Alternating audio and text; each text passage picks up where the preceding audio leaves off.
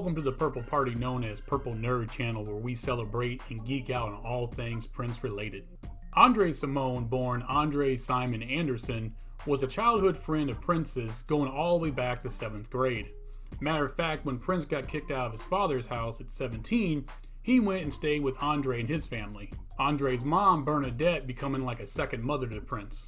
During high school, Prince, Andre, Prince's cousin Charles Smith, Andre's sister Linda, and future Times lead singer Morris Day got together and formed a band called Grand Central, which later became Champagne. They performed a few shows together and even went to cut a demo. While doing the demo, Prince got noticed by Chris Moon, the owner of Moon Sound Studios, who would help Prince record his own demo, which got passed to the hands of Owen Husney, which got Prince his record deal with Warner Brothers. In between that short span of time, Andre and Prince recorded with Pepe Willie in a bunch of recording sessions that would be known as the Imperial Sessions.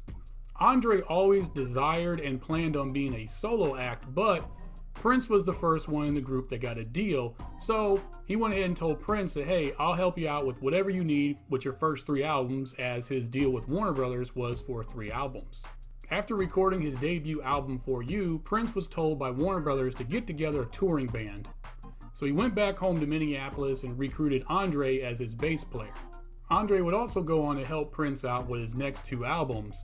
On his second album, he did some background work, and on his third album, he played bass on one of the tracks. In between these 2 projects, he would go with Prince and the rest of the touring band to Colorado to work on a project called The Rebels, which Andre wrote 2 of the songs for, but this project was unfortunately canceled. Over the years, there have been tons of rumors that Prince and Andre had a horrible fight and a terrible falling out, when in fact, Andre himself has said that, no, I told him I would be there for 3 albums.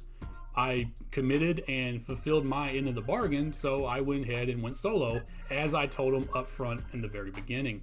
You know, I got your back. Yeah. You signed a 3-album deal.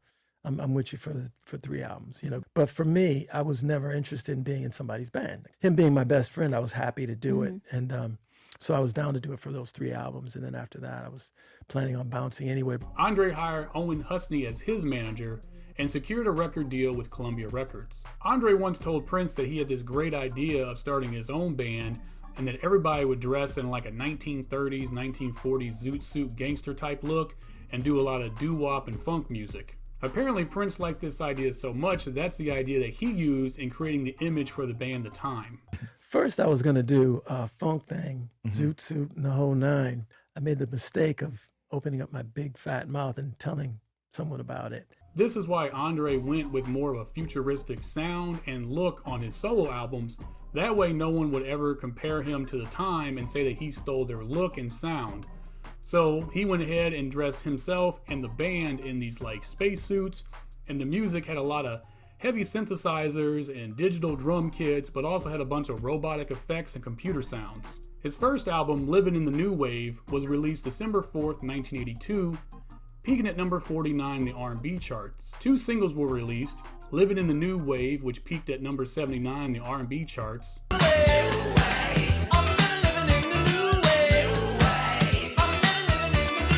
and Kelly's Eyes, which peaked at number 72 on the R&B charts.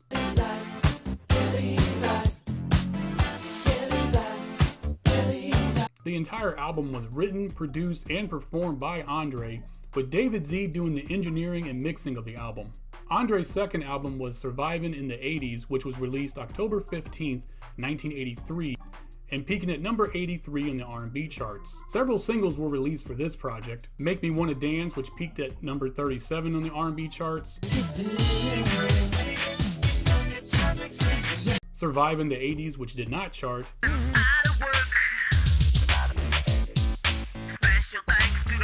What Are We Doing Here, which got a music video, but also did not chart.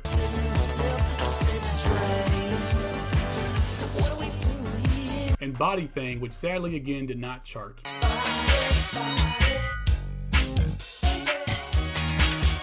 After releasing these 2 albums, he decided to put together an all-girl group called The Girls. He co-wrote and co-produced their first album, Girl Talk, in 1984. Andre would circle back around and work with Prince on his third album, AC. AC was released August 16th, 1985, peaking at number 121 on the Billboard's Top 200 and number 28 on the Soul charts. 3 singles were released: Dance Electric, which got its own music video, peaked at number 10 on the R&B charts and number 8 on the dance charts. Satisfaction, which peaked at number 75 on the R&B charts, and Lipstick Lover, which peaked at number 63 on the R&B charts. This would in fact be his most successful solo album, so let's go ahead and dive into this project.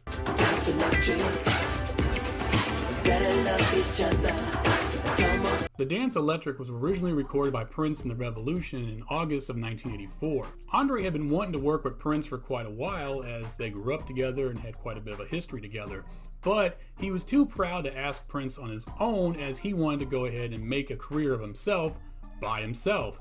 It actually took his mom, Bernadette, reaching out to Prince and saying, "Hey, could you go ahead and give my kid a song?" And of course, Prince didn't hesitate, as he absolutely adored and loved his mother, as she was like a second mother to him. Prince met up with Andre at Ocean Way Recording Studios in Hollywood to supervise him laying down his vocals. Interesting enough, his dad actually attended the recording session with him. Kind of interesting, being that his dad was the one that kicked him out, that made him go live with Andre and his family. And now he's there at the recording studio with Andre and Prince. Kind of weird. Outside of Andre's vocals being added to the song and Prince's being removed, the song is identical to the one recorded by Prince and the Revolution, which is why you still hear Wendy and Lisa singing background vocals. This song further explores Prince's concern with the world ending, and the song focuses on the message as we need to learn to love each other before it's too late.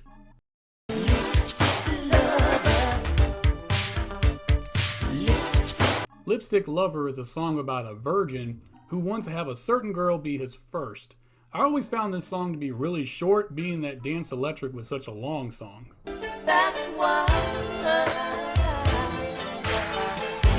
Pretty Wild Girl is a song that Andre describes what it's like making love to a sexually exciting young lady. I love the beat on this song, and the screaming guitar is unexpected but perfect.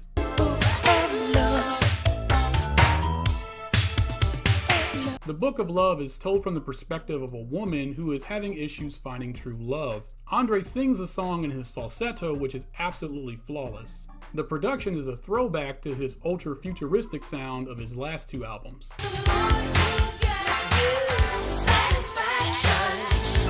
Satisfaction continues the ultra 80s vibe of the previous song, as he explains to a young lady that he can provide her sexual satisfaction.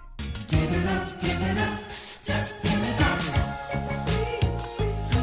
Sweet Sensuality takes a Caribbean turn musically, which is unexpected but very much welcomed. We also get Andre back to his falsetto on a song that is incredibly catchy.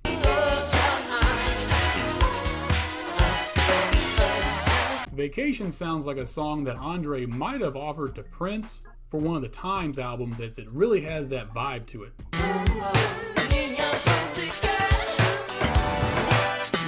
We close out the album with Neon Pussycat, a song that embraces the golden hip-hop sound with that boom bap type of beat, and Andre even opens up the song doing his best Run DMC type flow.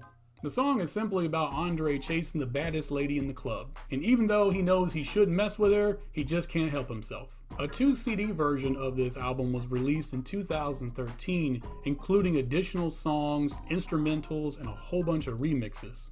After the release of this album, Andre would spend the next several years writing and producing albums for his then wife, Jody Watley. Andre would return to his solo work in 2014 with the album The Stone. He'd follow up that project with Black Man in America in 2016 and 1969 in 2017. Thank you again for joining me on the channel. Please like and share this video as much as possible, and as always, please subscribe to the channel so you can stay up to date on every episode dropping. And until the next episode, I wish you heaven.